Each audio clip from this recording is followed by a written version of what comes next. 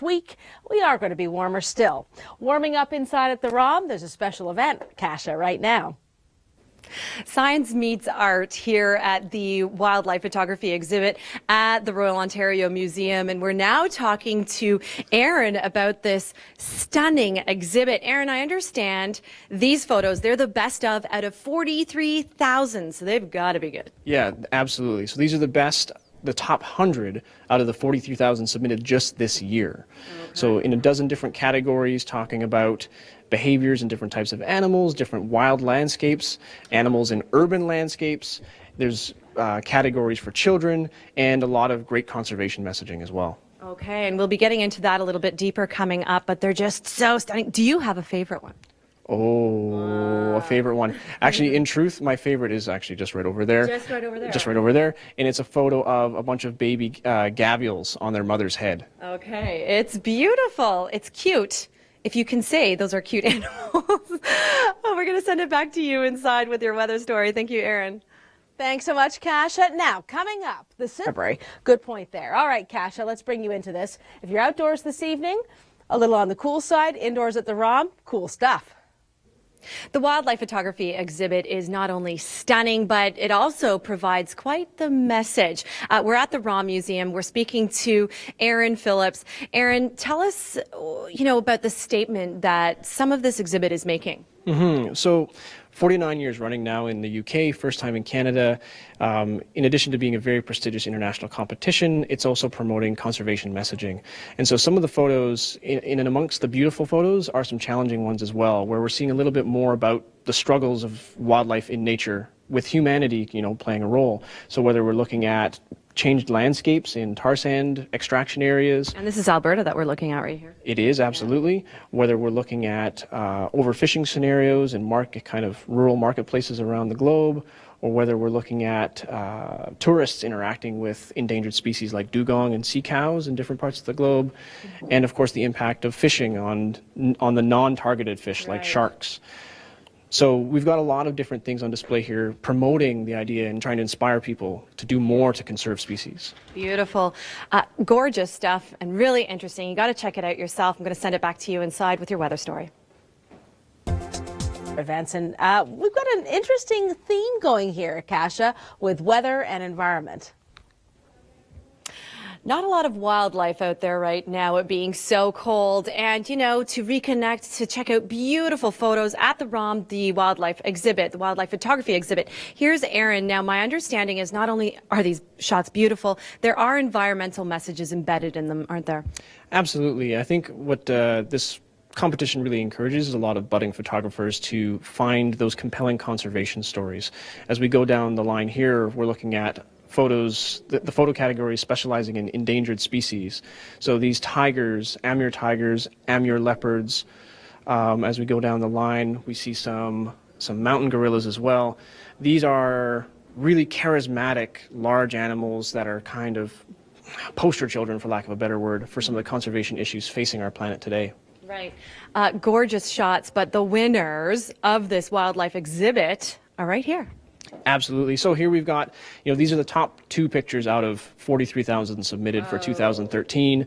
The adult winner with the elephants on the right, and the overall youth winner on the left with the gavials, which is, again, my favorite. It is really great stuff. You should check it out for yourself here at the ROM, especially with Family Day coming upon us. Back to you inside. Thanks very much, Kasia. Weather and art together. All right, so for now, -12 this evening in Toronto. Kasia's in Toronto, but today Kasia is indoors. Well, Family Day is just around the corner. Thank goodness. It couldn't come sooner, especially with all this cold.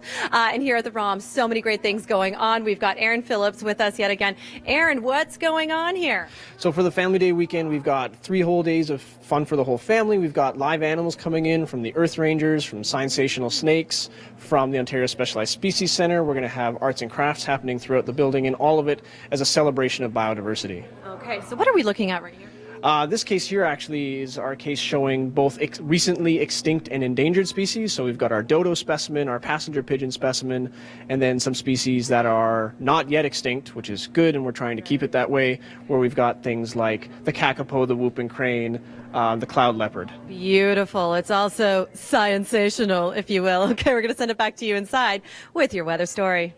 Oh, lots of places do these wonderful events for Family Day. Thanks, Kasia, for giving us some personalized behind-the-scenes info down there at the ROM. A little bit of a tour for us. What's going on? -2, we're up to normal temperatures, Kasia, but you're at a neat attraction downtown indoors. We all know the ROM is fascinating, educating, interesting, right? But did you know that they actually play a role in preserving biodiversity on an international scale? Dave Ireland with us. Dave, tell us about Borneo. Borneo. Did you know that ROM has sent 9 scientists to Borneo in the last 6 months? Okay, so this is a massive island, isn't it? It is, in fact, the 3rd largest island on the planet. It's massive indeed, and we were in the highest point in Malaysian Borneo studying mammals, fungus, and insects. Okay, so what did we find? Well, we went to Borneo to compare our data against data that scientists from the UK had collected in 1975. We wanted to know if climate change was impacting the animals on Borneo. Okay, and in just a few seconds, I know this is a big issue, but has it then? Did you find that? Well, at first glance, what you will see is that 95% of the forest has been lost on the island, and that didn't look like that in 1975. Also, a lot of the plants and the animals and the fungus that our scientists were studying weren't in the same places. So there are some changes, but we're still studying to see what those, in fact, are. Okay, thanks so much. Excellent. We're going to send it back to you inside with your weather story now. Thanks, Kasia. Keep that in mind for Family Day. Lots going on at the ROM. That's an option for Monday, no matter the weather. Monday, and another great thing, Kasia, it's Family Day Monday, and you've got some great ideas.